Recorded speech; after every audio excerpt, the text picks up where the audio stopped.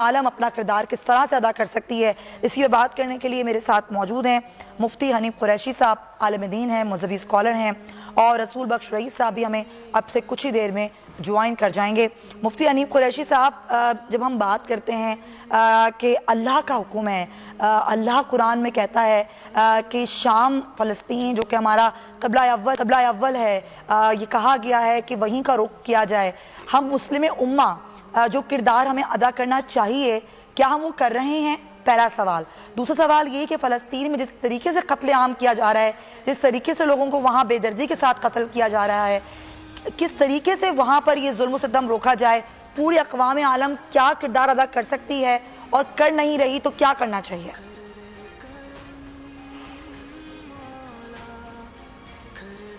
بسم اللہ والصلاة والسلام علی رسول اللہ۔ بنیادی طور پر تو مسلمانوں کی زبوں عالی کا آغاز اس وقت ہوا کہ جب وہ چھوٹی چھوٹی سرحدوں کے اندر بند ہو گئے اور میرا ملک میری ریاست کا انہوں نے نعرہ لگایا، وگرنہ جو اقبال نے کہا تھا، جو نظریہ دیا تھا، جو کہ تمام اقوام مسلم کی بقا اور ان کی مضبوطی کا واحد راستہ ہے کہ ایک ہوں مسلم حرم کی پاسبانی کے لیے، نیل کے ساحل سے لے کر تا بخاک کاشغر۔ تو آج جو فلسطین کے اندر ہو رہا ہے کہ 80 لاکھ یہودی ہیں جن کی 2 سے 2.5 لاکھ کی فوج ہے، اور انہوں نے 1.5 ارب مسلمانوں کو آگے لگایا ہوا ہے، اور میں سمجھتا ہوں کہ یہ ہم تمام مسلمانوں کے لیے یہ ڈوب مرنے کا مقام ہے۔ بنیادی طور پر جو ہمارے لیے قرآن و سنت کی رہنمائی ہے، ہم اس سے روشنی نہیں لیتے ہیں، جس کی وجہ سے ہمارے مسائل سامنے آ رہے ہیں۔ قرآن نے اور حدیث نے ہمارے لیے بڑا واضح سا راستہ رکھا ہوا ہے کہ جہاں بھی ظلم ہو تم وہاں جہاد کرو، اور جہاد ختم نہیں ہوا، الجہاد مادن الی یوم القیامہ۔ تو کفار کو سیدھی راہ پہ لانے کا واحد ایک ہی سلوشن ہے، اس کا ایک ہی حل ہے، اس کا ایک ہی راستہ ہے، اور وہ جہاد ہے، جہاد فی سبیل اللہ ہے۔ محترمہ، اس وقت 2 چیزیں ہیں، ایک انڈیویجلی جو عام امت ہے وہ کیا کرے، اور دوسرا جن ہاتھوں میں اس امت کی قیادت ہے وہ کیا کریں۔ آپ نے ابھی ایک جو بات کہی ہے، ہمارا دل خون کے آنسو رو رہا ہے۔ ہمارے وزیر خارجہ صاحب نے بھی جا کر OIC کے اندر 2 ریاستی ایجنڈا پیش کیا۔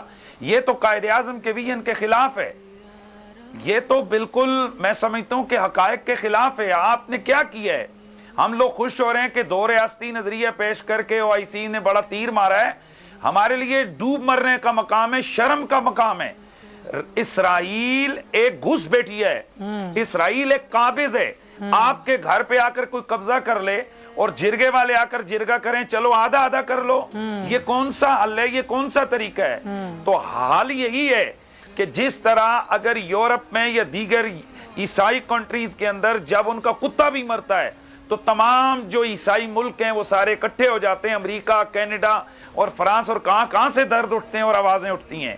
آج ضرورت اس امر کی ہے کہ جو ملائیشیا کے وزیر خارجہ صاحب نے ایک حل دیا ہے، میں سمجھتا ہوں کہ وہی اس کا حل ہے، اور وہ یہ ہے کہ بلا تاخیر و تردد تمام مسلمان ملک مل کر مسجد اقصیٰ کی حفاظت کے لیے وہاں پر فوجیں اتاریں، اور اگر کموڈیا میں، آئرلینڈ میں، چیچنیا میں، ارزگوینیا میں اور دیگر دوسرے ممالک میں، سینٹرل افریقہ میں اگر وہاں امن کے نام پر فوجیں اتار کر، اور مشرقی تیمور میں اگر امن کے نام پر وہاں فوجیں اتار کر وہاں اس کو 2 ٹکڑے کیا جا سکتا ہے، اور اسی طرح سوڈان کے اندر اگر فوجیں اتاری جا سکتی ہیں، تو یہاں فوجیں، اسلامی فوجیں کیوں نہیں اتاری جا سکتی جو وہاں قبلہ اول کی حفاظت بھی کریں، اور ان دہشت گردوں کو، اسرائیل ایک دہشت گرد ریاست ہے اور دہشت گردوں کے ساتھ مذاکرات نہیں ہوتے ہیں، دہشت گردوں کی ٹھکائی کی جاتی ہے۔ اور میں یہ سمجھتا ہوں کہ ایز اے حکومت اور ریاست ان بڑوں کی جو ذمہ داری ہے وہ ادا کریں، اور ایز اے ایک مسلم، اور میں آپ کو خوشخبری کی بات، میں آپ سب تمام لوگوں کو سلیوٹ کرتا ہوں، میڈیا کو بالخصوص اس وقت ماشاءاللہ بڑے عرصے کے بعد میڈیا ہاؤسز ایک پوائنٹ پر بولنے لگے، لیکن ان میں سے بھی ہمیں آج وہ آوازیں سنائی نہیں دے رہی ہیں محترمہ، کہ جو کل یہاں گھنٹوں پروگرام کرتے تھے کہ ہمیں اسرائیل کو تسلیم کر لینا چاہیے۔ بلائیں آج ان کو جو کل کہتے تھے کہ اسرائیل کو تسلیم کر لیا جائے، آج ان سے کہیں کہ کرو 2-4 پروگرام، اسرائیل سے کہو یہ بمباری بند کرے بچوں پر، بمباری بند کرے عورتوں پر، بمباری بند کرے وہاں مسلمانوں پر۔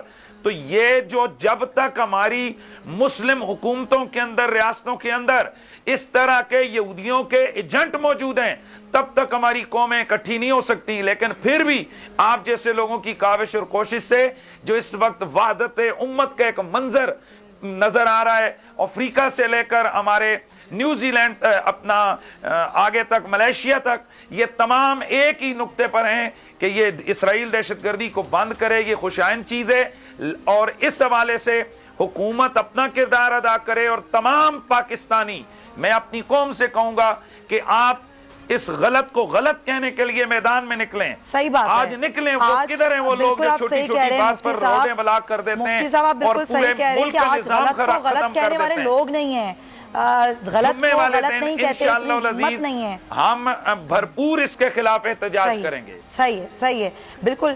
یہ لغاری صاحب مجھے مفتی صاحب کی بات بڑی اچھی لگی. مفتی صاحب کی مجھے یہ بات بہت اچھی لگی کہ آج غلط بات کو غلط کہنے والے لوگ نہیں ہیں. اور ایک دہشت گرد اسرائیل جو دہشت گردی پھیلا رہا ہے، اور دہشت گردی تو یہی ہوتی ہے نا کہ آپ نہتے لوگوں پر بمباری کریں، وہ معصوم جن کے پاس آپ کے لیے کچھ ہے ہی نہیں، آپ ان کو ان کی جان لے لیں، اور پھر آپ یہ بات کریں کہ جی 2 اسٹیٹ سولوشن اس کا حل ہے. یہ تو ایک طرح سے اور ظلم ہے، ظلم پر ظلم ہے. یہ واقعتاً مجھے ان کی بات بڑی اچھی لگی کہ ایک تو ہم غلط کو غلط نہیں کہتے، ہمارے اندر اتنی ہمت ہی نہیں ہے، اتنی جرت ہی ہمارے اندر نہیں ہے کہ ہم ایک غلط چیز کو غلط کہہ سکیں، پھر ہم اس کا حل بھی ایسا پیش کرتے ہیں کہ وہ بھی ان کے اوپر ظلم ہوتا ہے. جی لغاری صاحب. ایک تو مفتی صاحب نے جتنی بھی بات کی بہت پرفیکٹ ٹو دی پوائنٹ اور بالکل کلیئر، بہت واضح بات تھی. اور انہوں نے اگرچہ مگرچہ چونکہ چنانچہ کی یہ جو گردان ہوتی ہے اور باتوں سے باتوں کو نکال کر اصل مسئلے سے ہٹ جانے والی بات ہوتی ہے وہ نہیں کی. ان کا استدلال بالکل وزنی تھا اور بالکل وزنی ہے، اور جس طرح سے وہ بات کر رہے ہیں اس کے اندر ٹھوس بات ہے.